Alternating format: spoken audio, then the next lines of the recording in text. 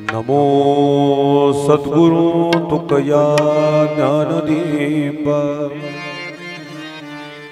नमो सद्गुरु सच्चिदानंद रूप। नमो सद्गुरु भक्त कल्याण मूर्ति। नमो सद्गुरु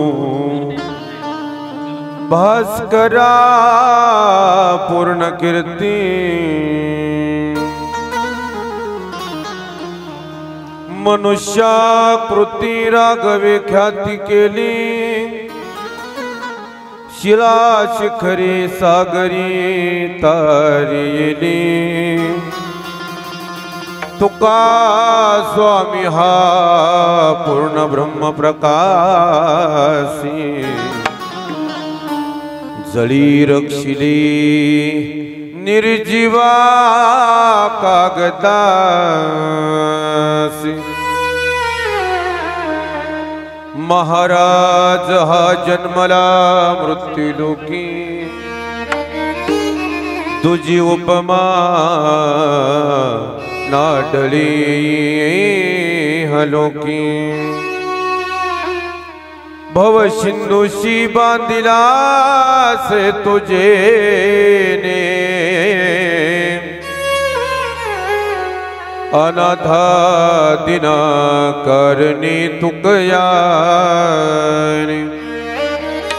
तुका भासला मानवी वेशधारी। परिहालिला विग्रही निर्विकारी। सोये श्रीहरी व्यापक हा सर्व जीवा। तुका तोची तोहा परब्रह्म ठेवा। जया पूजिले आदरे पांडुरंगे। विमानस्थ केले प्रयाण प्रसंगे। तनु मानवी दिव्य रूपीच केले। न त्यागितिये दिव्य लोकासी नेले। पांडुरंगा करू प्रथम नमन। पांडुरंगा करू प्रथम नमन। पांडुरंगा करू प्रथम नमन। पांडुरंगा करू प्रथम नमन। पांडुरंगा करू प्रथम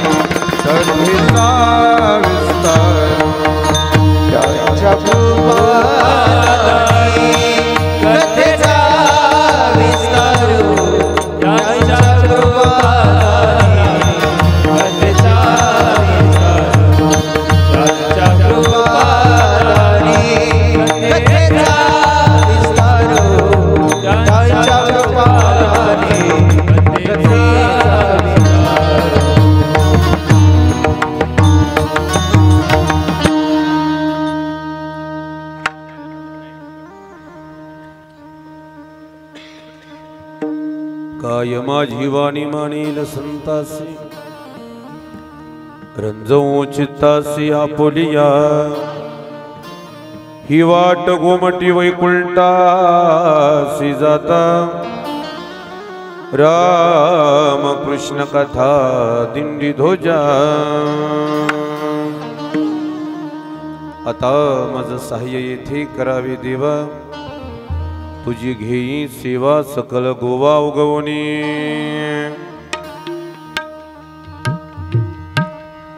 माझ्या वडिलांची मिरासिगा देवा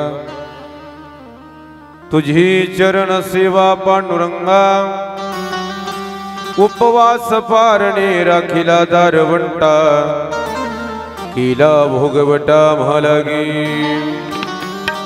वंश परंपरा दासमी अंकित तुका मोकलिता लाज पुन्हा उपवास पारणे राखिला दारवंटा केला भोगवटा महालागी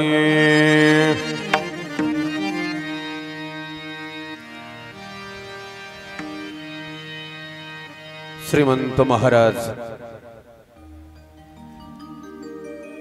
जगद्गुरु तुकोबाराय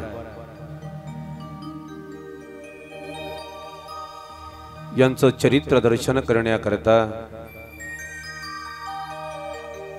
केलेला हा सगळा अट्टास आहे.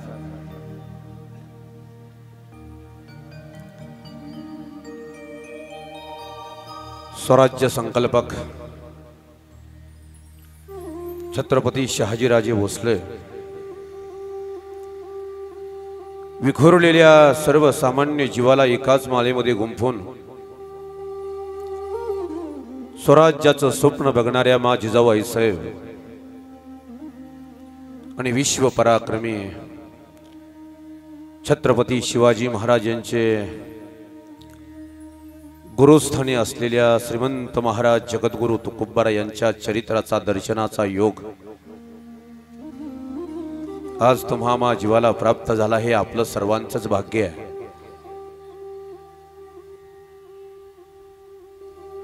श्री संत योग भ्रष्ट महात्मे भाऊबाबा माळी यांच्या पुण्यस्मरणानिमित्त हा चालू असलेला अखंड हरिनाम सप्ताह आणि त्यातील हा पहिला दिवस. सत्य संकल्पाचा दाता नारायण सर्व करी पूर्ण मनोरथ. संकल्प जर सत्य असेल तर त्याचा पूर्ण करता विश्वनियंता जगदाधार रुक्मिणी प्राण संजीवन पंढरीधीश पांडुरंग परमात्मा झाल्याशिवाय राहत नाही. म्हणून जगद्गुरु तुकोबारायांचं चरित्र या ठिकाणी 4 दिवसामध्ये आपल्याला पाहायचं. पहिल्या दिवशी बहुसंख्येनं आपण उपस्थित आहात याच्या बाबतीत काही दुमत नाही. अतिशय सुंदर नियोजनाखाली मनमोहक वातावरणामध्ये आणि या गोरज मुहूर्तावरती चालू असलेली ही कथा सूर्याची मावळतीची सूर्याची सोनेरी किरण आता सगळ्या धरतीवरती पडायला लागली आहे. पक्षी आपापल्या घरट्याकडे आता ओळायला लागलेले आहेत. जनावर आपल्या घराकडे आता ओढीने यायला लागलेली आहे. पक्ष्यांचा किलबिलाट आता थोड्या वेळात संपणार आहे याची मला पुरेपूर खात्री आहे. आणि या प्रकाशाची जागा आता अंधार घेणार आहे.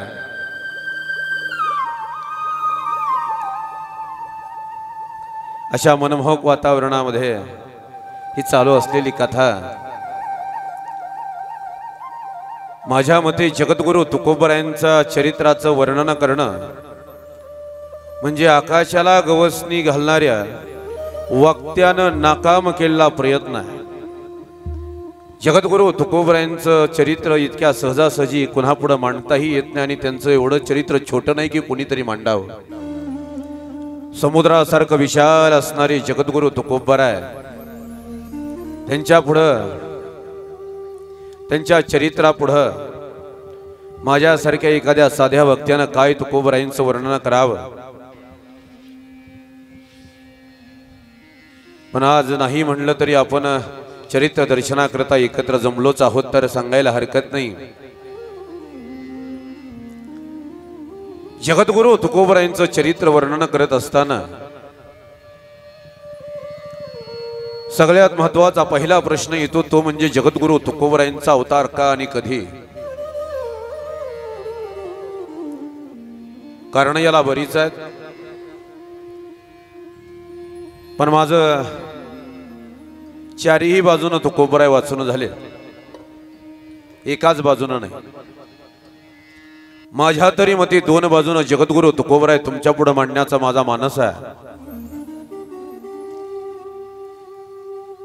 जगद्गुरु तुकोबरायांचा अवतार कोणत्या कारणाकरता याचा मला अंदाज तुमच्या पुढे देवासा वाटतोय.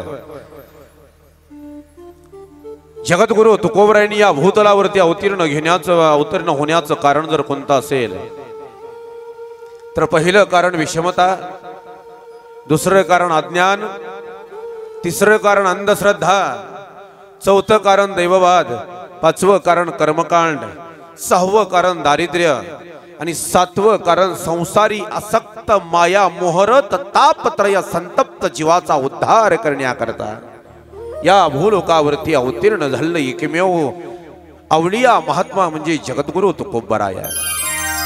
या प्रस्थापितांच्या विरोधामध्ये बंड पुकारणारे आणि या दैववादाला झोडून काढणारे हातामध्ये चाबूक घेऊन जगद्गुरु तुकोबरायांनी आपल्या अभंगाच्या द्वारे या कर्मकांड करणारे आणि या प्रस्थापितांना वटणीवरती आणण्याचं काम माझ्या जगद्गुरु तुकोबरायांनी केलंय. म्हणून जगद्गुरु तुकोबराय दोन्ही अंगानं तुमच्या पुढे मांडतोय.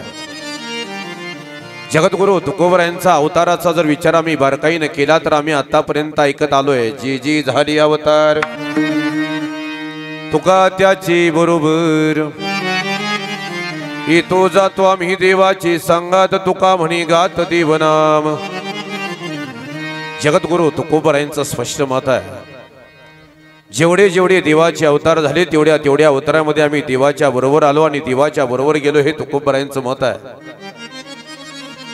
पण एवढ्यावरती सिद्ध होत नाही. याचा पुरावा देत असताना जगद्गुरु तुकोबराय वर्णन करतायत,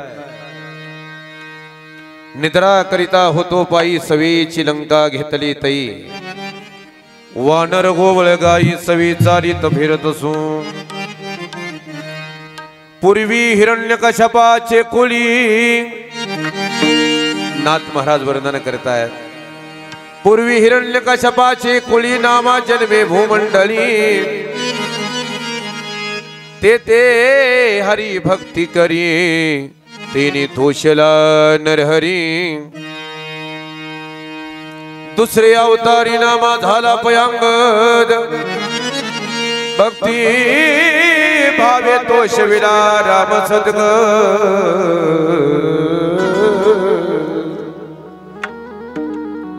तिसरी अवतारी नामा उद्धव पै झाला आणि चौथ्या अवताराचं वर्णन माझे नामदेवराय वर्णन करतात, शिंप्याची कुळी जन्म माझा झाला, हेतू तो गुंतला सदा शिवी, रात्री माझी शिवी दिवसा माझी शिवी, अराणूक जीवी नाही माझ्या.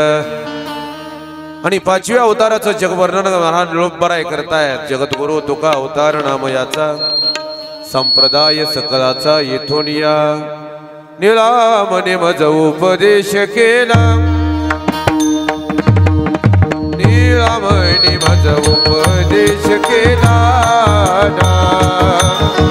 निळामने मज उपदेश केला, निळामने मज उपदेश केला, निळामने मज उपदेश केला, निळामने मज उपदेश केला, उपदेश केला, निळामने मज उपदेश केला. संप्रदाय दिदला सकळ जना, संप्रदाय दिदला सकळ जना, संप्रदाय दिदला सकळ जना, संप्रदाय दिदला सकळ जना. मुख्य महाविष्णू चैतन्याचे मूळ, मुख्य महाविष्णू चैतन्याचे मूळ, मुख्य महाविष्णू चैतन्याचे मुख्य महाविष्णू चैतन्याचे मूळ.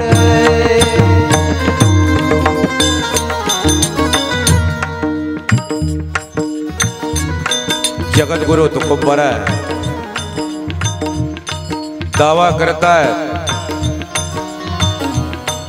जेवढे जेवढे देवाचे अवतार झाले तेवढे तेवढ्या अवतारामध्ये मी देवाच्या बरोबर आलो आणि देवाच्या बरोबर गेलो आहे.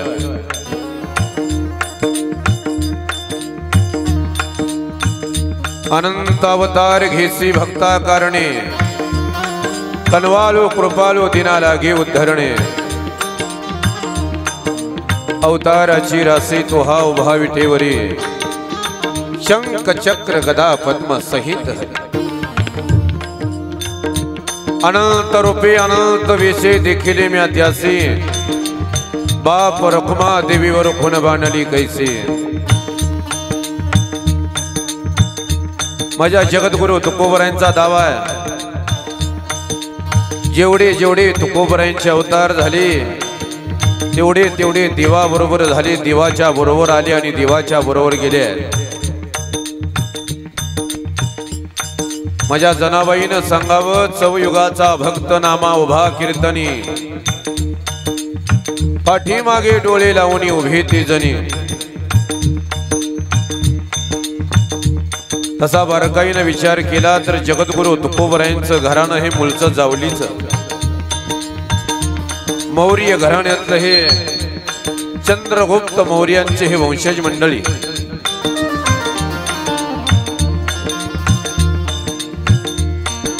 सर्वांनीच कथा ऐकली असेल याच्या बाबतीत काही दुमत नाही.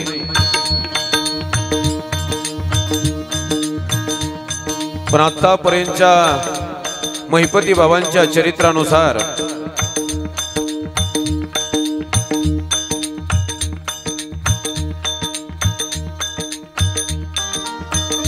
विश्वंभर बाबापासून आतापर्यंत आपण चरित्र ऐकलंय. जगद्गुरु तुकोबरायांचे मूळ पुरुष आतापर्यंत विश्वंभर बाबांना आपण मानतो, याच्या बाबतीत दुमत नाही. सह्याद्रीच्या कुशीमध्ये इंद्रायणी नदीच्या काठाला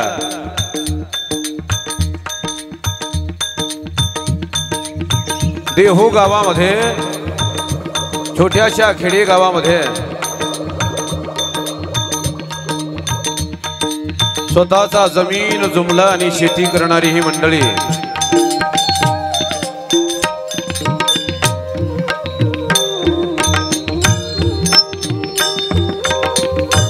आपला सुखी संसार करत असताना आपल्या संसारामध्ये रममान झालेल्या आणि स्वतःच जीवन आता आनंदपूर्ण जगणाऱ्या माझ्या विश्वंभर बाबाला, विश्वंभर बाबाच्या मातोश्रीनं आठवण करून दिली. विश्वंभरा, वडिलोपार्जित वारी रे आपले बाळा. तुका म्हणे देवान जुनाट ही माझी सेवा. आपली वडिलोपार्जित वारी आहे. आतापर्यंत आपण असं सांगत आलोय किंवा ऐकत आलोय, विश्वंभर बाबा हे जगद्गुरु तुकोबरायांचे मूळ पुरुष आहे. हे मलाही मान्य आहे, वारी करणारे. पण विश्वंभर बाबाची आई सांगते, तुमच्या अगोदर पासून कितीतरी पलीकडच्या पिढ्या विश्वंभर बाबांच्या अगोदर वारी करत होत्या. आपली वडिलोपार्जित वारी आहे, वारी चुकवायची नाही बाळा. वारी ही आपली साधना आहे, वारी ही आपली श्रद्धा आहे, तत्वनिष्ठा परंपरा जपणं आपलं काम आहे. वारीला जा बरं. वारीला जाण्याचा मानस माझ्या विश्वंभर बाबाने केला. वारीला निघाले. काही वारकरी समवेत आहेत. आणि पंढरी क्षेत्राकडे आता पावलं पडायला लागली.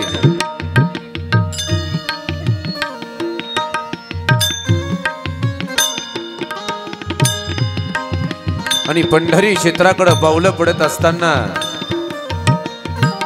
दरमजल करत आता विश्वंभर बाबा आता पंढरपुरापर्यंत पोहोचले आहे. चंद्रभागेमध्ये गेले आहे आणि पुंडलिकरायाचं दर्शन झालं. माझ्या चंद्रभागी मातेचं महाराज स्नान झालं आणि मुख्य महाद्वारातून आता विश्वनियंत्याकडे वाटचाल सुरू झाली आणि गरुड खांबाला मिठी मारून आता विश्वंभर बाबा भगवंताच्या समोर उभे राहिले. जगाचा मालक आज पहिल्यांदा डोळ्यासमोर पाहिलाय. पाहिल्याबरोबर डोळे अचंबित झाले, तसेच डोळे राहिले. आणि जगद्गुरु तुकोबारायांच्या प्रमाणानुसार जर वर्णन करायचं म्हटलं ना तर महाराज वर्णन करतायत पाहिल्याबरोबर. पहिलिया वेदना विना पहिलिया वेदना विना पहिलिया वेदना पहिलिया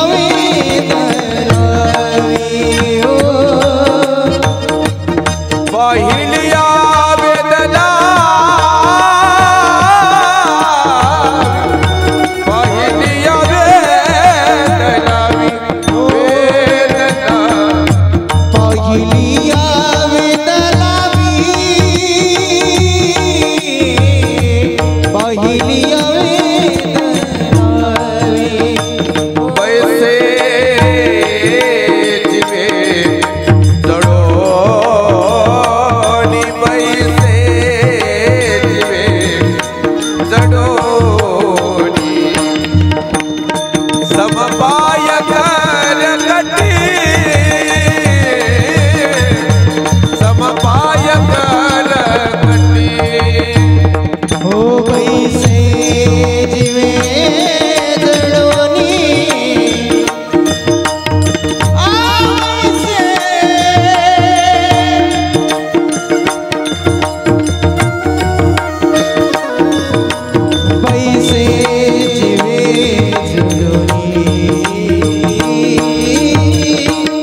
समपाय कर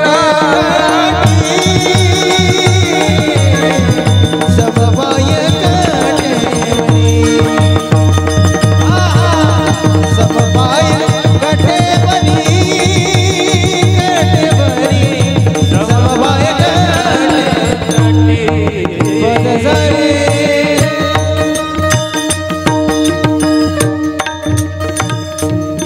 माझ्या विश्वंभर बाबानं जगाचा मालक विश्वनियंता जगदाधार रुक्मिणी प्राण संजीवन पंढरीधीश पांडुरंग परमात्मा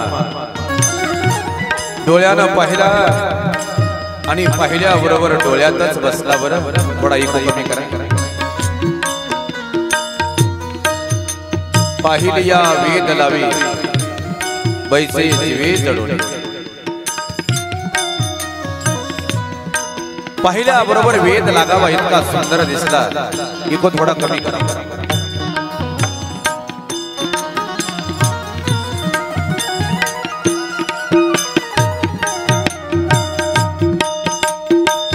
विश्वंभर बाबा आता भगवंताच्या समोर उभे आहे.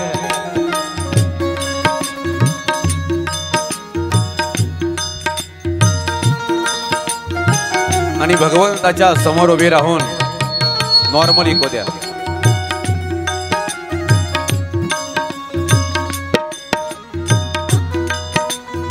त्या भगवान परमात्म्याला आता निहाळायला सुरुवात केली आहे. ज्याचं वर्णन करताना नामदेवराय वर्णन करतात. जनी दृष्टी लागो तुझ्या सगुणपणा तिने माझ्या मना बोध केला. ज्याला पाहिल्याबरोबर अनंत जन्माचं दुःख विसरावं इतका सुंदर दिसणारा मनी वेदोत्तयाचा पंढरी रायाचा ज्याचं वर्णन माऊली करतायत अति सुंदरा तो पेंढारा बाप रखमा देवीवर अतिशय सुंदर दिसला। दशमीच्या दिवशी प्रदक्षिणा झाली, एकादशीच्या दिवशी कीर्तन जागर झालं, द्वादशीचा आता खिरापत झाली आणि माझ्या विश्वंभर बाबाची पावलं आता देहूकडे वळाली आणि आता देहूकडे वळालेली पावलं जड व्हायला लागली। एखाद्या सासरवासीन मुलीला माहेरातून पुन्हा सासरला जात असताना तिचा भाव तयार होतो ना, तसा आता विश्वंभर बाबाचा झाला। या जगाच्या माई बापाला सोडून जाण्याची आता माझ्या विश्वंभर बाबाला इच्छा होईना, पण नाही लाज माघारी आले गावाकडं, पण मनामध्ये आता तोच दिसायला लागला, ध्यानामध्ये तोच असायला लागला। त्याची सगुण साकार मूर्ती सुंदर चेहरा आता पडून जाईना। कधी वारी येते आणि मी कधी जाईन याचा विचार करणारे विश्वंभर बाबा आता गुमसुम दिसायला लागले। एकांत आवडायला लागला आता।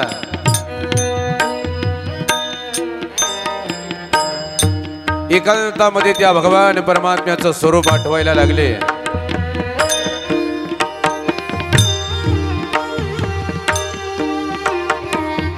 वारी जवळ आली की दिवाळी जवळ आल्यासारखी वाटायला लागली।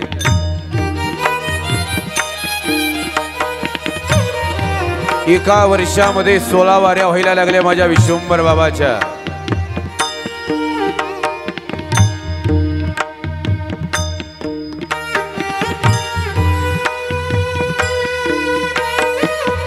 पंढरपूरवरून माघारी आलं। एखादी अबला जशी महाराज माहेरामध्ये राहून आपल्या आईची आठवण काढते ना, तसं देहोत राहून माझ्या पंढरीच्या पंढरीधीश पांडुरंग परमात्म्याची आठवण काय माझ्या विश्वंभर बाबाच्या अंतःकरणातून जाईना।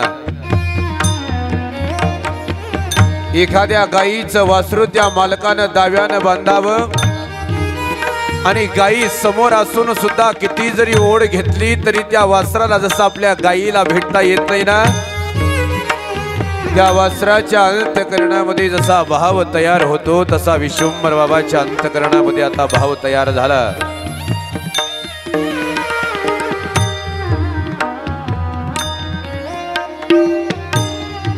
माऊलींची एक सुंदर ओवी आहे, का सार साही विघडता का ओहावणी वत्स काढिता भनंग दौडिता भान यावरुणी।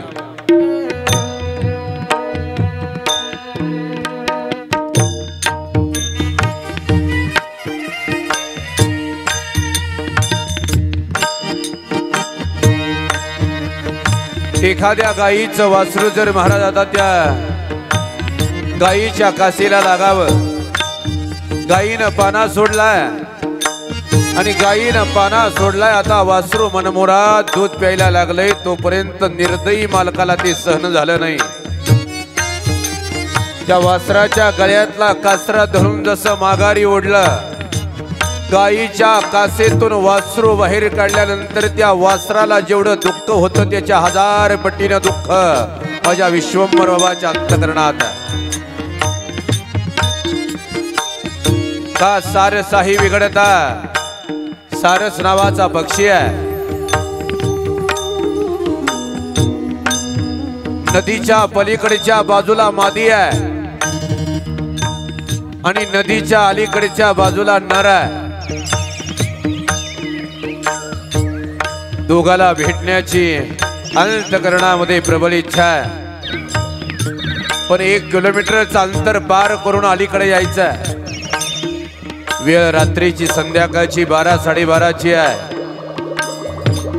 रात्र अमावस्याची आहे, सगळीकडे अंधार दाटून आला, चंद्राला उगवायला मुभा नाही।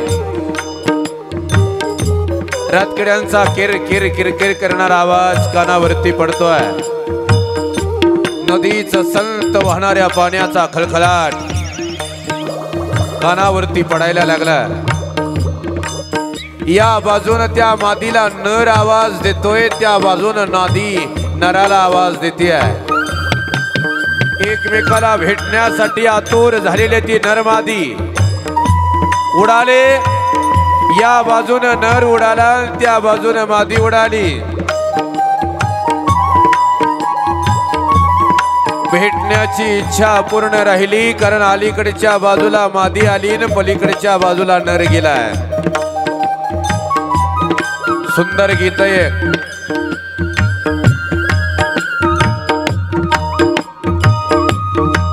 डोळ्यातील अश्रू आज आले ओठावर,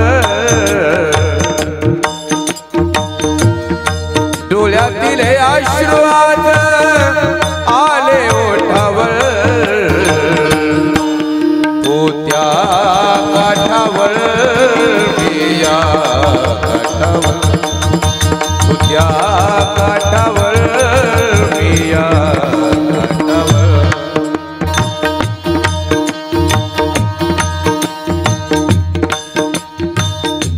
भेटण्याची इच्छा पूर्णच राहिली. त्या मादीच्या आणि त्या नराच्या अंतकरणामध्ये जे विरहाचं दुःख आहे त्याच्या 1000 पटीनं दुःख माझ्या विश्वंभर बाबाच्या अंतकरणामध्ये तयार झालं. माझ्या भगवान परमात्म्याकडे मी कधी जाईन याचा विचार करणारे विश्वंभर बाबा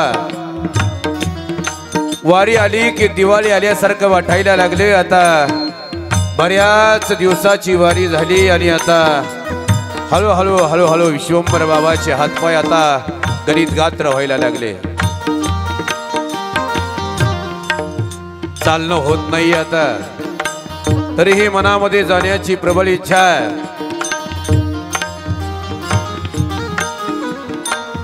माझ्या अखिल कोटी ब्रह्मांड नायकानं विश्वंभर बाबाच्या अंतकरणातला भाव जाणला.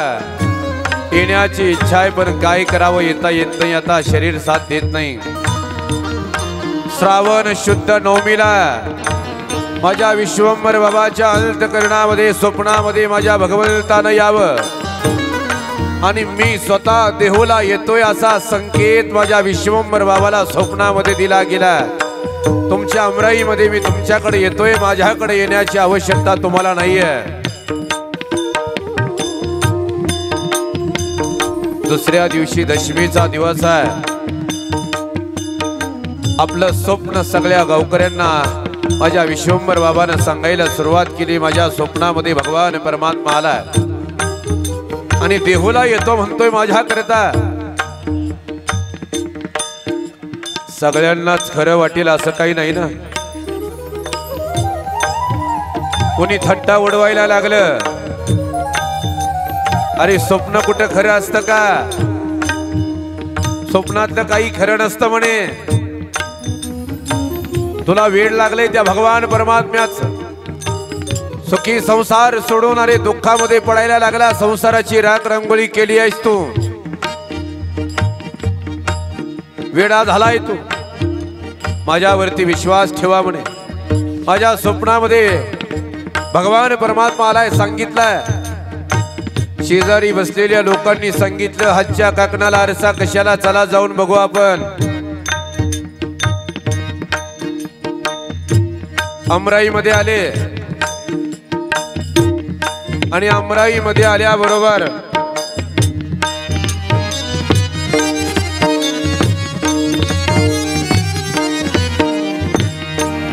अमराईमध्ये सगळी लोक आणि गाव सगळं साक्षीला आहे.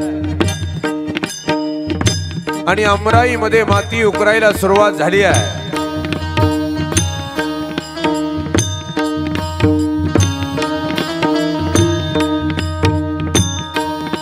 सगळ्या आता वारकऱ्याची दिंडी निघाली आहे. आले अमराई जवळ आले. वाद्यांचा गजर चालू आहे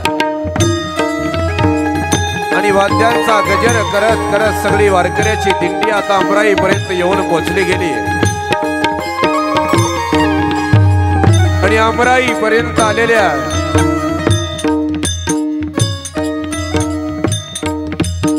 माती उकरायला सुरुवात केली. पण माती उकरल्यानंतर इकडे तिकडे काही दिसेना. जरा थोडस पुढे उकरा. थोडस पुढं उकरल्यानंतर अबीर गुलाल दिसायला लागला. कस्तुरी मळवट आणि चंदनाच्या ओटीचा सुगंध दरवळायला लागला. ज्याचा वास सुटतो तो वास असतो, सुटतो त्याचा वास आणि दरवळतो तो सुगंध.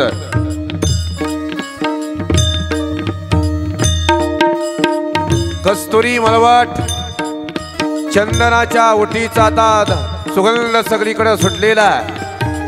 लक्षात आलं 100% भगवान परमात्मा इथाच आहे. थोडासा उकरला गेला आणि माझ्या अखिल कोट ब्रह्मांड नायकाची रुक्मिणी माते समवेत समोर मूर्ती सापडली. त्या मातीमध्ये सापडल्या बरोबर माझ्या विश्वंभर बाबाला अलगद उचलली आणि कपाळाला हात लावला. समोर उभा राहिले. डोळ्यातून आनंदाचे अश्रू माझ्या आता विश्वंभर बाबाच्या मुखात देवा डोळ्यातून यायला लागले. देवा, अरे माझ्यासाठी पंढरपूर सोडून इथपर्यंत आला. दासा दुःख देखो नेदी आपुलिया निवारी आलिया नकळता. अर्जुनाची घोडी धुतली अनंते. काय काय करशील देवा? मीन देणे लागे कोणाची कवडी. अर्जुनाची धुतसे घोडी धर्मागरी उच्चिष्ट काढी. म जाती आवडी प्रेमाची.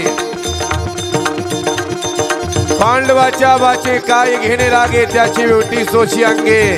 सुदामाच्या पाया लागे काय पांगे पांगलो.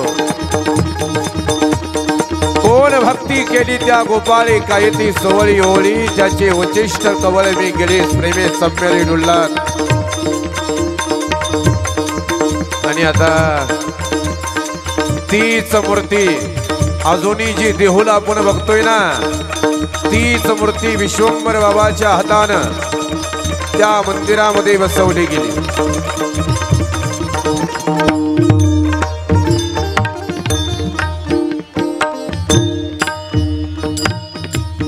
आता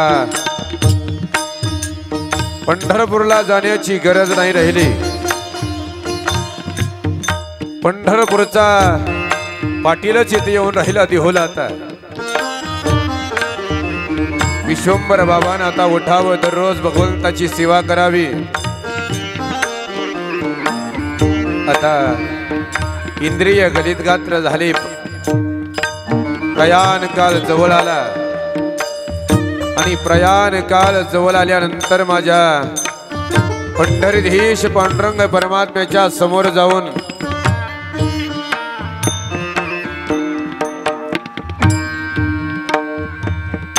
विनंती केली. हे देवराया, माझी पत्नी आहे आणि माझी 2 मुलं तुझ्या छत्रछाये खाली आता सोडून जातोय. मला प्रयाण काळ जवळ आला असं वाटतं.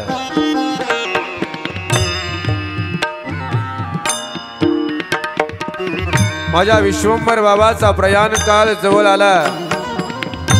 वैकुंठावरून माझ्या विष्णू लोकामधून देवदूत आले आणि माझ्या विश्वंभर बाबाचे पंचप्राण पंचतत्वामध्ये विलीन झाले. विश्वंभर बाबाच्या पाठीमाग त्यांच्या पत्नी, त्यांचं नाव आहे अमाई.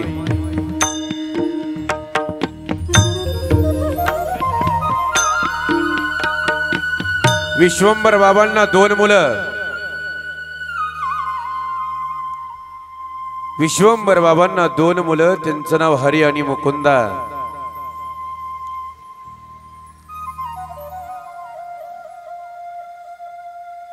अमाई माता भल्या पहाटे उठून महाराज माझ्या भगवंताचा काकड आरती करावी. दररोजची पूजा, दररोजचा नैवेद्य, या सगळ्या गोष्टी नित्य नियमानं होत होत्या. पण विश्वंभर बाबाची दोन्ही मुलांचं काही जास्त लक्ष भगवंताकडे नव्हतं, वारीकडे नव्हतं, तत्वांकडे नव्हतं, साधनेकडे नव्हतं. त्यांच्या मनात कायम यायचं अरे एखाद्या राजाच्या पदरी आपण काम करावं, एखाद्या राजाच्या पदरी आपण सैनिक म्हणून राहावं आणि त्याच्यामध्येच आपलं जीवन जावं ही अपेक्षा करणारे हरी आणि मुकुंदा दोन्हीही मुलं आपला मानस ज्यावेळेस अमाई मातेला बोलून दाखवला, आम्हाला राजाच्या पदरी काम करण्याची इच्छा आहे. अमाई माता सांगते, अरे आपल्याला संभाळणारा आपला पालन करता पंढरीधीश पांडुरंग परमात्मा पंढरून इथं देहोला येऊन उभा राहिलाय. काय कमी आपल्याला इकडं तिकडं जाण्याची गरज नाही, पण हरी आणि मुकुंदानं कुठली गोष्ट ऐकली नाही. एका राजाच्या पदरी कामाला लागले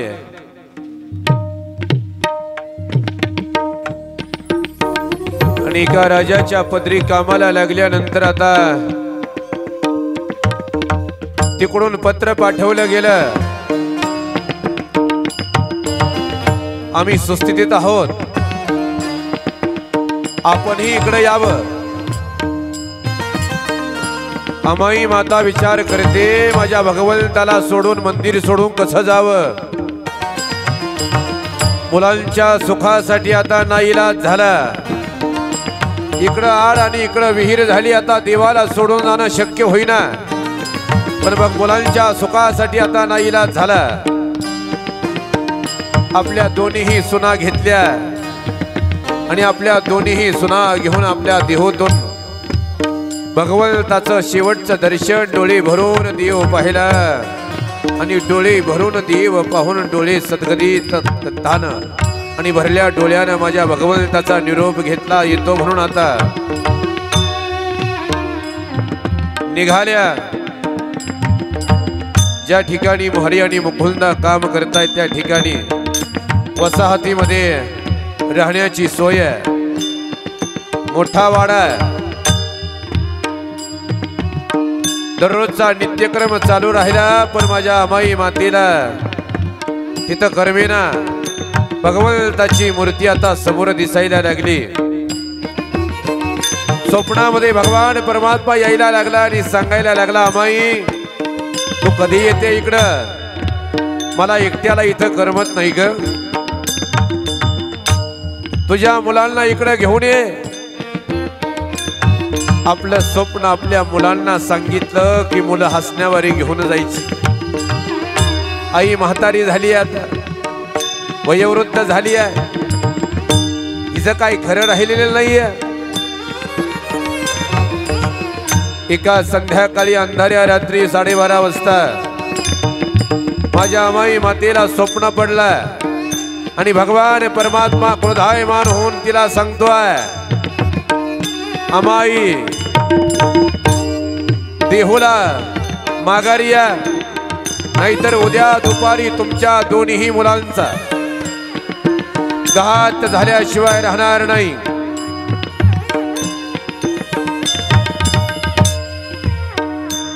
कपाळावरती घाम उभा राहिलेला आहे, ताडकन जाग्या झाल्या, काळजाचा ठोका वाढला, रक्ता विसरण क्रिया फास्ट झाली आहे. ओठ थरथर थरथर थरथर कापायला लागले, अंग सगळं थरथर कापायला लागलं. आणि हे सगळं होत असताना आपल्या भल्या पहाटे आपल्या लेकरांना उठवून सांगायला सुरुवात केली, बाळा हो असं असं स्वप्न पडलंय, उद्या तुमचा घात झाल्याशिवाय राहणार नाही. तरी सुद्धा त्या लेकरांनी ऐकलं नाही, हसण्यावारी घेऊन गेले. सांगितलं, आई आम्ही मरणारे असं तुला वाटतं ना, मग तुझ्या हातचं शेवटचं जेवण आजचं आम्हाला दे. माझ्या अमाई मातेनं भरल्या डोळ्यानं पुरणपोळीचा स्वयंपाक करावा आणि पुरणपोळीचा स्वयंपाक करून आता दोन्ही लेकरांना जेवण वाढलंय. ही लेकरं आता पुन्हा कधी दिसणार नाही याची खात्री आहे. भगवान परमात्म्यानं स्वप्नामध्ये येऊन सांगितलं, याचा अर्थ काहीतरी वाईट घडल्याशिवाय राहणार नाही.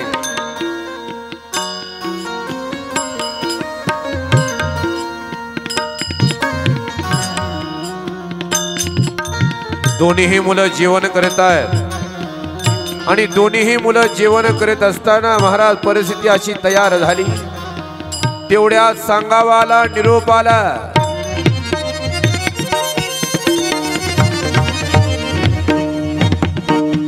तेवढ्यात निरोप आला। दरबारी राजानं बोलावलं।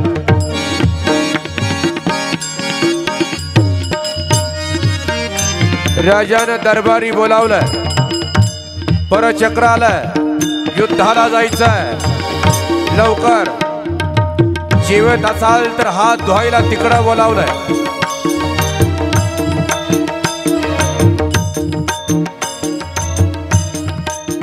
जेवत्या ताटावरून दोन्हीही मुलं उठली गेली आणि जेवत्या ताटावरून आपापल्या तलवारी घेतल्या हातामध्ये आणि निघाले घोड्यावरती टाच मारून। आपल्या दोन्हीही मुलांना फक्त एकदा डोळे भरून पाहिलं माझ्या अमाई मातेनं। परचक्राचा वेढा पडला होता। दोन्हीही मुलं आता युद्धाला गेले। रणधुरंधर महाराज तिथं युद्ध सुरू झालं। तलवारीवरती तलवारी सपासप वार व्हायला लागले। ढालीवरती तलवार खानावू लागल्या। रक्ताचे पाट त्या ठिकाणी व्हायला लागले आणि नाईलाज झाला। माझ्या अमाई मातेची, माझ्या विश्वंभर बाबाची दोन्हीही मुलं महाराज त्याच्यामध्ये संपली गेली।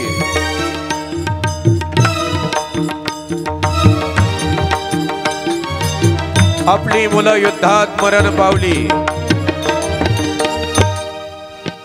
निरोप कानावरती आला। आक्रोश झाला, आक्रोश झाला। माझ्या अमाई मातेनं आक्रोश करायला सुरुवात केली आहे आणि माझ्या भगवान परमात्म्याला आता भांडायला सुरुवात केली। देवा काय रे केलं हे?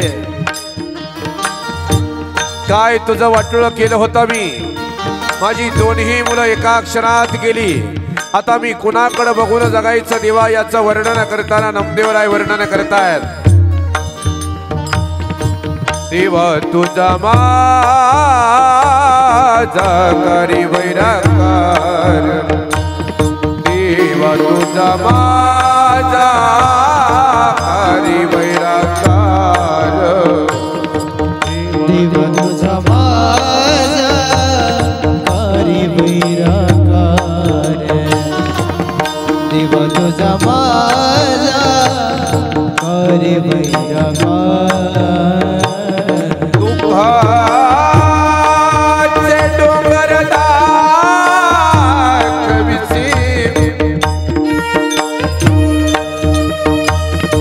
काय रे देवा? अरे दुःखाचे डोंगर एखाद्याच्या जीवनामध्ये दाखवणं बरं नाही देवा। बळच एखाद्याला काळाच्या हातात बांधून देणं बरं नाही। बळे बांधून या देशी काळा हाती नाहीसे काय चित्ती आले तुझ्या। आम्ही देवा तुझी केली होती आशा, पंढरी निवास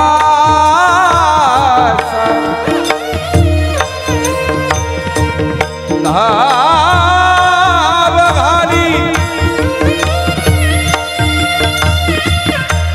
नामान देवा, करामाची किंवा नाही तरी जीवा घ्यावा माझा।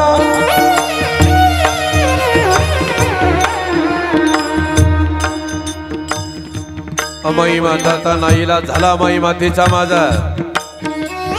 आता अमाई मातेनं कुणाच्या धावरती राहावं?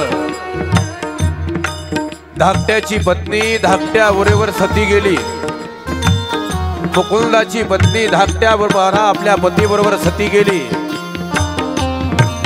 थोरल्या मुलाची पत्नी गरोदर होती, त्याच्यामुळं पुन्हा आपल्या सुनबाईला घेऊन पुन्हा आपल्या देहूकडे निघाल्या। सुनबाईला माहेराला पाठवलं गेलं। अमाई माता आता त्या भगवंताच्या पायात रडायला लागल्या। काय रे संसार विटंबण्या, का माझ्या संसाराचं वाटोळं केलं देवा? माझं चांगलं घरेदार होतं। सगळं सांगायला आता नाईलाज आहे माझा। पहिल्या दिवसाची कथा ओळखलीच पाहिजे. सगळं मी तुमच्या पुढे मांडू शकत नाही. मी भावविवश माणूस आहे. एकदा हा भाव तयार झाला की मला पुढे निघता येत नाही. आणि ही भाव तयार करणारी मंडळी तेवढ्या ताकदीची आहे.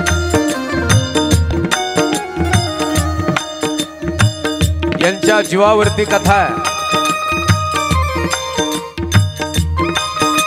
वा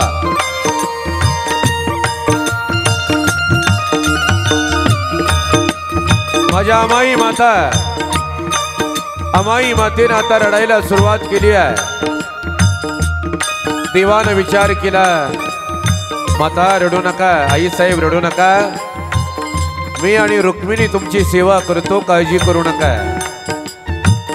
पायाजवळ देवानं बसावर, माझ्या अमाई मातेचं पाय दाबावं.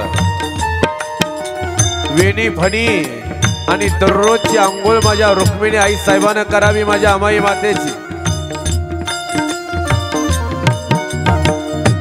माझ्या अमाई मातेचा प्रयाण काळ जवळ आला आणि आता अमाई माता ही महाराज पंचतत्वामध्ये विलीन झाल्या. आपले प्राण आता पंचतत्वामध्ये विलीन झाल्यानंतर माहेरला सोडलेल्या सुनबाई आपल्या लेकरा सहित माघारी आल्या. आता जास्त वेळ घेत नाही तुमचा.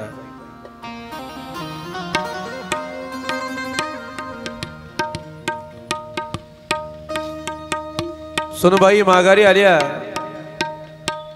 आणि सुनबाई माघारी आल्यानंतर परंपरा सांगितली गेली. हरी आणि मुकुंदा, हरीचे चिरंजीव पदाजी, पदाजीचे चिरंजीव शंकर, शंकरचे कान्हया आणि कान्हयाचे बोलोबा. इथपर्यंत मी पोचतोय. बोलोबा म्हणजे माझ्या जगद्गुरु तुकोबर यांचे वडील.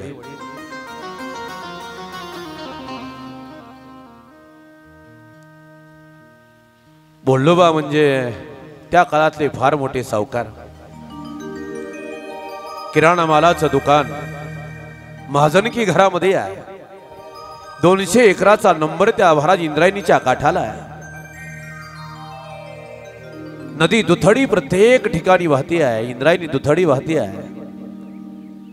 श्रावण महिन्यामध्ये जणू धरणी मातेने हिरवा शालू पांघरून घेतलाय असं हिरवं चार गवत सगळीकडे दिसत आहे. पक्ष्यांच्या किलबिलाटाच्या बरोबर आपल्या स्वतःचा संसार सुखाने करणाऱ्या बोल्लोबा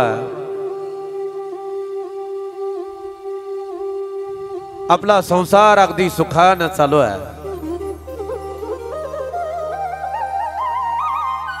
पण अखिल कोट ब्रह्मांड नायकाची वारी करत असताना फक्त एकच विनंती, देवा सगळ्याच गोष्टीची पूर्तता, एकाच गोष्टीची कमतरता आहे. तुझी वारी टिकवण्याकरता, तुझी वारी करण्याकरता कुणीतरी पाठीमागा असावा एवढीच इच्छा आहे रे माझ्या बोल्लोबांना.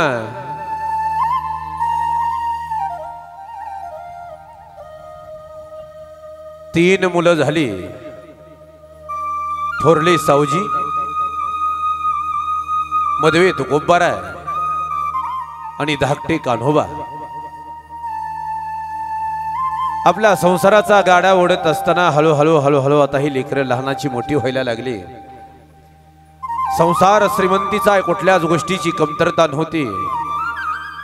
महाजनकी घरामध्ये होती.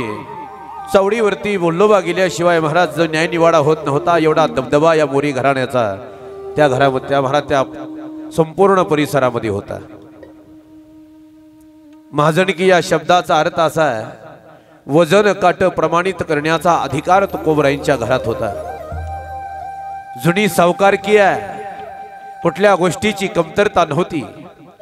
सगळ्या गोष्टी जणू काय सुख दूध उतू गेल्यानंतर जसं दूध ओसंडावं तसं सुख ओसंडून तुकोबरायांच्या घरामध्ये वाहत होतं.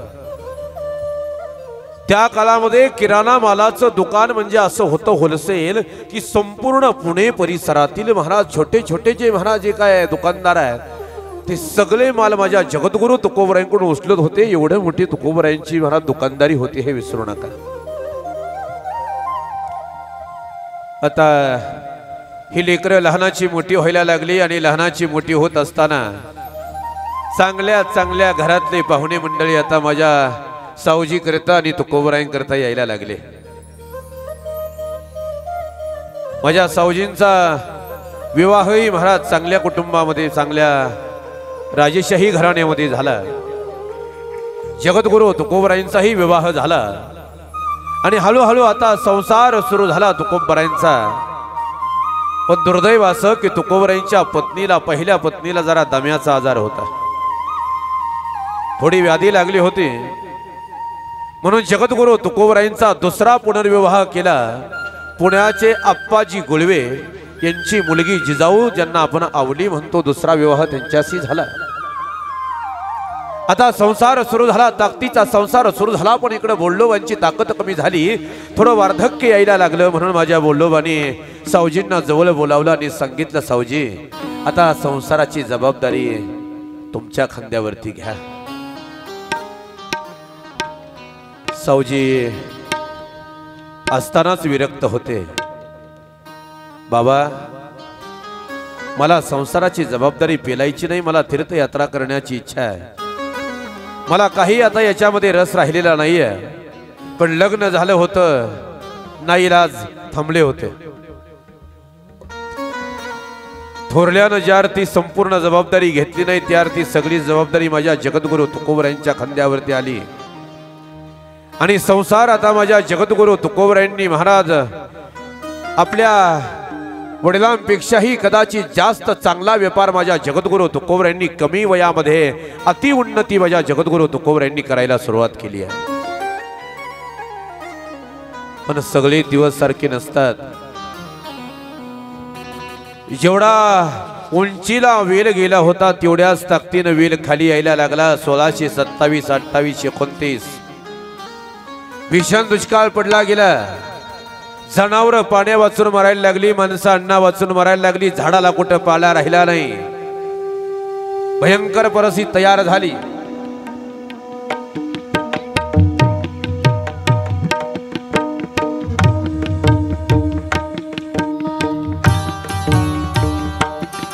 आणि आता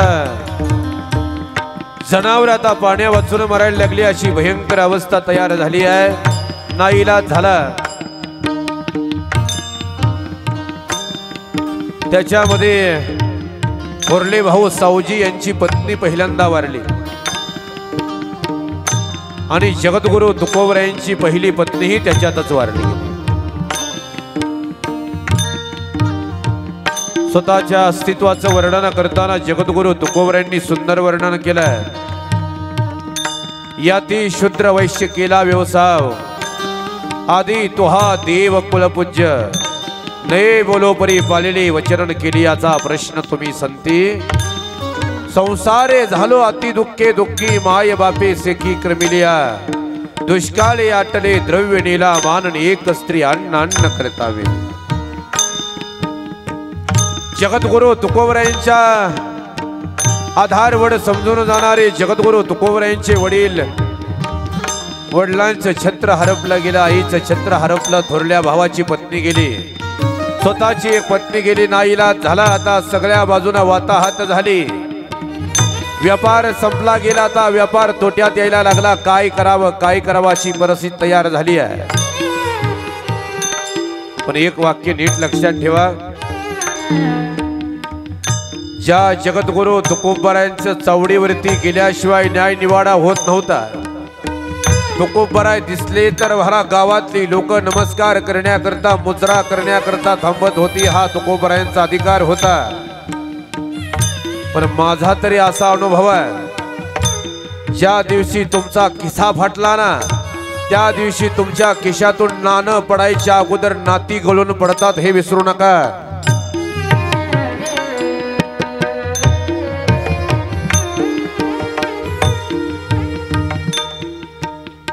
खिशातून नाणं खाली पडायच्या अगोदर नाती गळून पडतात। चांगल्या काळामध्ये सगळीच माणसं तुम्हाला महाराज जवळ आलेली दिसतील, पण वाईट काळामध्ये तुमच्या जवळ कोणीच थांबणार नाही। आणि माझं एक वाक्य नीट लक्षात ठेवा, वाईट काळातला साथीदार हा चांगल्या काळाचा साक्षीदार असतो। वाईट काळातला साथीदार हा चांगल्या काळाचा साक्षीदार राहतो हे विसरायचं नाही। जगद्गुरु तुकोबरायांची आता वाताहत झाली आणि जगद्गुरु तुकोबरायांची आता वाताहत झाल्यानंतर संसारामध्ये माझ्या जगद्गुरु तुकोबरायांचं मन आता राहीना, उद्विग्नता अंतकरणामध्ये झाली। पशुधन सगळं गेलं, सावकारी आता सगळे सावकार आता दारामध्ये येऊन उभा राहायला लागले। काय करावं? 3 बैल होते, त्यातली 2 बैल सावकारांनी ओढून नेली, राहिला एकच आता खाली। थोडेफार पैसे जमवले होते, हे जरा बारकाई नाही का? आता आणि आपली 7 ला कथा संपणार। मी उरकता घेतोय, माझा नाईलाज आहे, 7 ला संपलीच पाहिजे। पुढच्या कार्यक्रमाला उशीर होण्याची दाट शक्यता आहे। थोडेफार पैसे राहिले होते पदरामध्ये, काहीतरी व्यापार करावा म्हणून माझ्या जगद्गुरु तुकोबरायांनी 3 पोती मिरच्या घेतल्या आणि बैलावरती टाकल्या आणि कोकणामध्ये विकायला गेले। कोकणामध्ये म्हणजे नेमकं कुठं?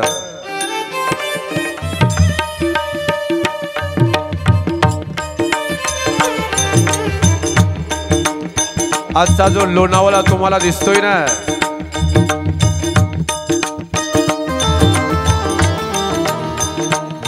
आजचा जो लोणावळा आहे, त्या लोणावळ्याला माझ्या जगद्गुरु तुकोबरायांनी आपल्या मिरच्या विकण्याकरिता तुकोबराय निघाले। दाट अरण्यातून आता माझे जगद्गुरु तुकोबराय चालले आहेत। बैलावरती मिरच्या टाकलेल्या आहेत आणि बैलाच्या कासऱ्याला धरून तुकोबराय पुढे चालतायत। हिरवगार गवत महाराज त्या दाट वनामध्ये आहे आणि त्या दाट वनामध्ये दिवसा सुद्धा अंधार पडल्यासारखी अवस्था आहे। त्या हिरव्यागार गवतातून एखादा सळ सळ सळ सळ करत माझ्या जगद्गुरु तुकोबरायांच्या समोरून एखादा साप जावा,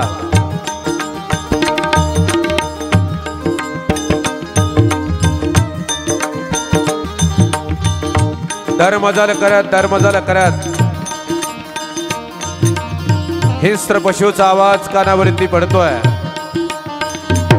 काळविट माझ्या जगद्गुरु तुकोबरायांना बघून पळायला लागली। हरणाचे थवेचे थवे आता पळायला लागले। झाडावरती थांबलेले पक्षी बैलाला पाहून आता उडवून जायला लागले। हळूहळू आता लोणावळ्यापर्यंत जाऊन उभा राहिले।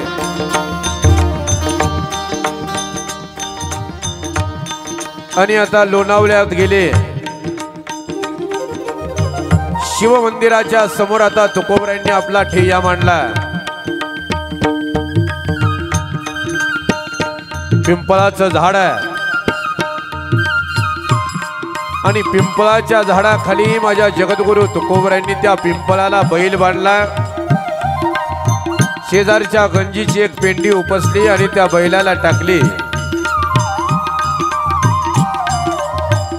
मिरच्याची 3ही पोती खाली घेतली आणि मिरच्याची 3ही पोती खाली घेऊन आता विक्रीला सुरुवात झाली। पहिल्या पोत्याचं तोंड सोडलं, मुखामध्ये रामकृष्ण हरी भजन चालू आहे। आता गावामध्ये कोणीतरी काहीतरी विकायला आलंय, कोणीतरी वाणी विकायला आलाय, याची चाहूल आता गावाला लागली आणि गावातलं एक एक एक एक गिरायक आता तुकोबरायपर्यंत येऊन पोचायला लागलं। 2 माता माऊल्या माझ्या जगद्गुरु तुकोबरायांच्या समोर आल्या। बाबा मिरच्या कशा दिल्या? घ्या घ्या। आता जरा बारकाई नाही का? त्यातल्या एकीनं 6 आणे बरोबर आणले होते। 6 आणे,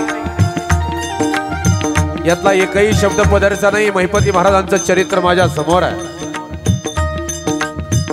एकीनं 6 आणे आणले होते आणि एकीनं शिरभर तांदूळ आणले होते। त्या सहाण्याच्या मोबदल्यामध्ये आणि शेरभर तांदुळाच्या मोबदल्यामध्ये जेवढ्या जातील तेवढ्या मिरच्या घेऊन गेल्या. आता गावातलं गिराईक भरातली दोघी गेली आणि सांगितलं जरा गिराईक विकायला आलेलं जरा बोहळ दिसतंय. आता बोहळ म्हणलं की बाप फुकटचं गावलं आणि बापल्या धावलं. सारं गाव तिथं येऊन उभा राहिलं आणि सारं गाव येऊन उभा राहिलं. मग हळूहळू अंदाज काढून बोलायला सुरुवात केली. बाबा उधार देताय का? उधार द्या, पुढच्या बाजारी देतो. अहो मला दोनच हात आहेत, सगळ्यांना मी देऊ शकत नाही. तुम्हाला जेवढ्या तुम्हाला लागतील तेवढ्या घेऊन जा बरं. माझी मला भजन कीर्तन करू द्या. 2 पोती तशी संपली आणि तिसऱ्या पोत्याचं तोंड सोडून तुकोबराय बसले. तिसरं पोतं राहिलं आणि अशा वेळेला एक अर्धांड व्यक्तिमत्व जगद्गुरु तुकोबरायांच्या जवळ आलं. गावामध्ये एखादं गाव आहे ना, पण अर्धांड असतच, प्रत्येक गावात असत. दिपाड देहाचं व्यक्तिमत्व, 150 पावणे 200 किलोचं वजन आहे. गुडगाभर धोतर घातलेला, हाफ बंडी घातलेली आहे. डाव्या हातामध्ये चांदीचा कडा, डाव्या पायामध्ये काळा करदोडा बांधलेला आणि मुंडासा बांधून खांद्यावरती घोंगडी घेऊन हातामध्ये भरशी कुऱ्हाड घेतलेला. मिशाला पिव देऊन महाराज तो काळा बंब दिसणारा व्यक्तिमत्व तुकोबरायांच्या समोर येऊन उभा राहिलं. आता अर्धाड माणसं काही सरळ बोलत नाहीत. हे बाबा कुठला? देहोचा. मिरच्या 2 पोती संपलेत, एवढंच राहिलं. सगळं पोतं मला पाहिजे. घरी खाणारी माणसं ज्यादा आहेत.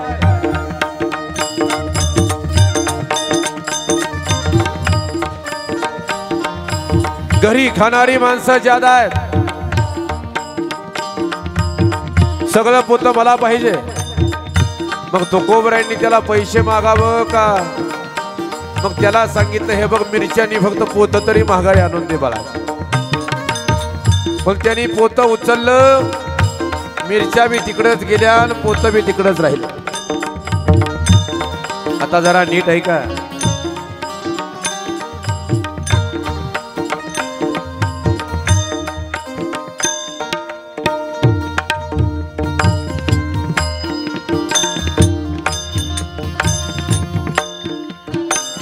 तीन पोती मिरच्या विकून झाल्या आणि हातात राहिले शेरभर तांदूळ 6 आणे.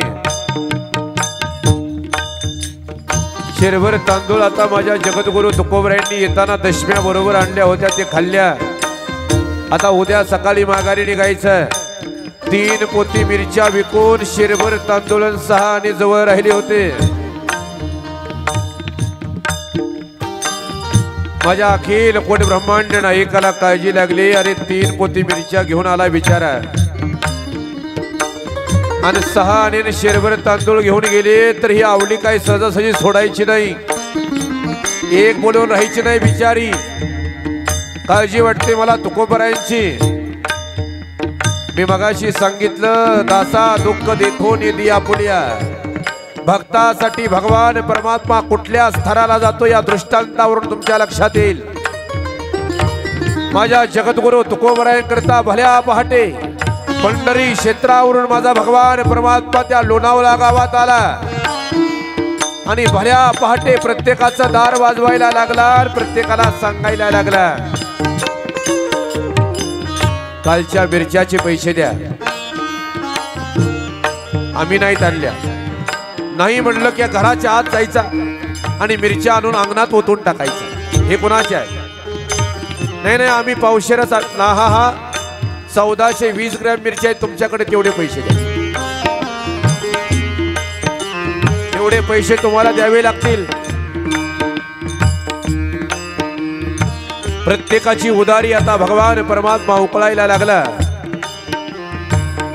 आणि प्रत्येकाला नाव सांगायला लागला तुका शेटाचा, तुका शेट देहूकरांचा मी चाकर आहे, माझं नाव आहे विठोबा चाकर.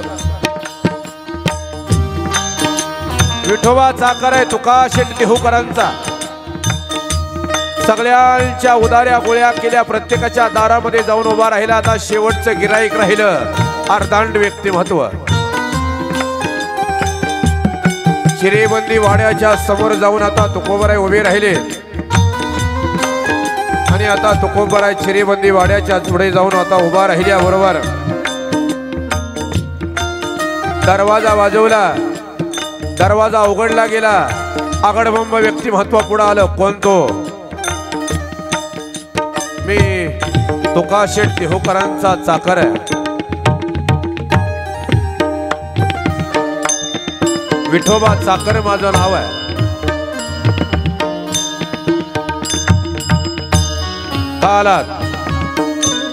काल तुम्ही एक पोत मिरच्या आणले, त्याचे पैसे द्या. कसल्या मिरच्या कसले पैसे? लगेच चालायला लागायचं. इथं थांबला तर पाय मोडून ठेवीन. गोडीनं 2 वेळा सांगून पाहिलं पण ऐकायला तयार नाही. त्यानं गोंधळ करायला सुरुवात केली, बोंबलायला सुरुवात केली आहे विठोबा नावाच्या चाकरानं. सगळं गाव जमा झालं आणि सगळं गाव जमा झालं. त्या माणसाला विनंती करते, अरे दे त्याचे पैसे, एखाद्याच्या गरीबाचे पैसे बुडवू नये. शेवटी त्या विठोबा चाकराची महाराज त्यांनी कला केली आहे. खुंटीला अडकवलेलं दावं घेतलं, हातात दावं घेतलं, झाडावरती चढला आणि गळ्याला दावं बांधलं. त्याला सांगितलं पैसे देतो का उडी टाकू? तुझ्या दारात फास घेतल्याशिवाय राहणार नाही, पैसे तुला द्यावे लागतील. ना इलाज असतो. माझ्या जगद्गुरु तुकोबरायांच्या मिरच्याचे पैसे त्या विठोबा नावाच्या चाकरानं सगळे जमा केले. पैशाचं गाठोडं बांधलं आणि त्या गावातल्या पाटलाच्या आणि कुलकर्ण्याच्या हातामध्ये दिलं आणि सांगितलं माझ्या तुकोबरायांकडे द्या आणि सांगा विठोबा नावाचा चाकर तुमचा इथल्या उदाऱ्या गोळ्या करून पुढच्या गावच्या उदाऱ्या गोळा करायला गेलाय म्हणावं.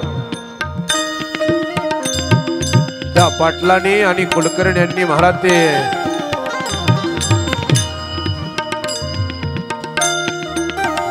पैशाचं गाठोड आणलं आणि जगद्गुरु तुकोबरायांनी ते कालचा शेरभर तांदूळ शिजवला होता त्या पिंपळाखाली आणि 6 आण्याचं तांब्यावर दूध आणून त्या दुधाबरोबर भात, त्या भाताबरोबर दूध एकत्र करून त्या शिवालयाच्या समोर त्या शिवभगवंताला नैवेद्य दाखवून आता जेवायला सुरुवात केली होती. पैशाचं गाठोड महाराज त्या पाटलाने आणि कुलकर्ण्यानं समोर मांडलं. महाराज हे तुमचे पैसे घ्या. कसले पैसे?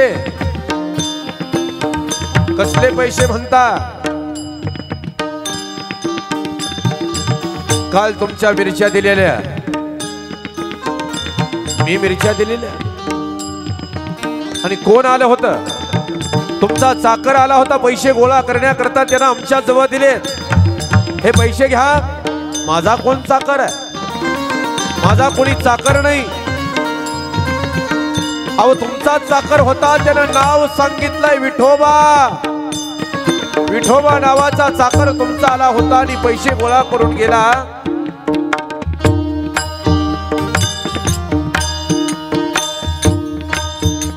विठोबा नावाचा महाराज शब्द ऐकल्या बरोबर भगवंता माझ्या जगद्गुरु तुकोबरायांचे डोळे पाण्याने डबडबले. कंठ दाटून आला आणि दोन्ही हात वरती केले. हे देवराया, अरे माझ्या करता काय काय करशील रे देवा? माझ्या करता देवा तू विठोबा नावाचा चाकर झाला आणि माझे पैसे गोळा केले. हे कसं रे देवा? एवढी हीन काम माझ्यासाठी कसा करतोस? माझ्या जगद्गुरु तुकोबरायांनी देवाला आभार मानत असताना महाराज सांगतायत,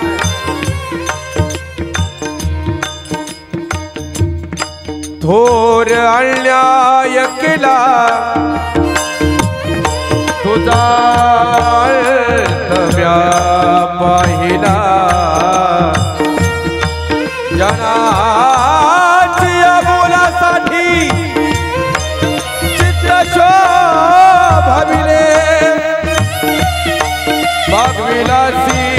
केला आधम मी यातीन दाखोनी लोचन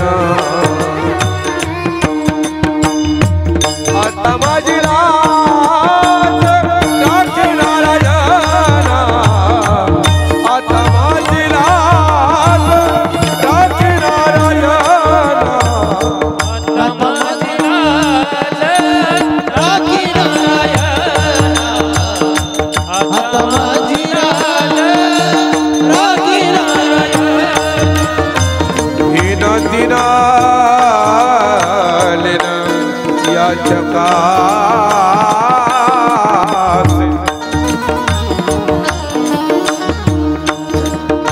माझ्या जगद्गुरु तुकोबरायांनी दोन्ही हात जोडले आणि सांगितलं देवा काय काय करशील माझ्या करता आता अखिल कोट ब्रह्मांड नायकानं तुकोबरायांकरता काय काय केलं हे आपल्याला 4 दिवस ऐकायचं पण ते 4 दिवसात होतंय का नाही याची गॅरंटी नाही आजच कसं कसं ओरखलंय हे मला माहित आहे असू द्या क्षमा करा माझा वेळ संपलाय नाईलाज झालाय वेळेची मर्यादा आहे आता नेमकं जगद्गुरु तुकोबरायांचं चरित्र आपण बहुसंख्येनं 5 ते 7 वेळ असून सुद्धा आपण बहुसंख्येनं उपस्थित आहात याचा मला मनस्वी आनंद आहे आणि सांगू का सप्ताह कमिटीच्या वतीनं मी तुमचे पुन्हा एकदा मनस्वी आभार मानतो तुमच्यासाठी कारण 5 ते 7 वेळेमध्ये समाज गोळा होणं बापू एवढं सोपी गोष्ट नाही पण आपल्या पराकाष्ठेला आपल्या श्रमाला आलेलं हे फळ आहे याच्या बाबतीत काही दुमत नाही म्हणून आजच्या कथेची सेवा या ठिकाणी संपन्न होत आहे आता सर्वांनी एकदा जगद्गुरु तुकोबरायांचं भजन करायचं आहे तुकाराम तुकाराम तुकाराम तुकाराम